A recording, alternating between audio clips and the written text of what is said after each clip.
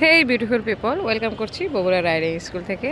স্ক্রিনে যাকে দেখতে পাচ্ছেন এটা হচ্ছে ফারহানা আপু।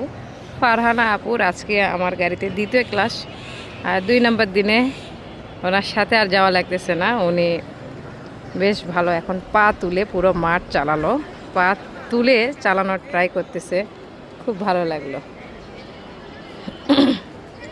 বেশ কিছুক্ষণ পা তুলে রেখেছিল এবং ট্রাই করেছে যাওয়ার। তো আমরা এখন ফারহানা আপুর ওপিনিয়ন শুনবো। আপু, কেমন লাগলো?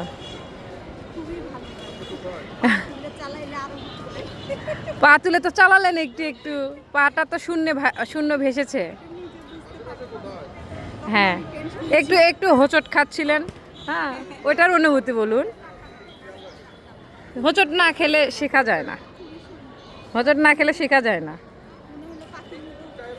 ওকে, আস্তে আস্তে হয়ে যাবে। বেশি বেশি প্র্যাকটিস, বেশি বেশি মানে গাড়ির বিষয়ে দক্ষ হয়ে যাবেন, তখন ভালো চালাতে পারবেন।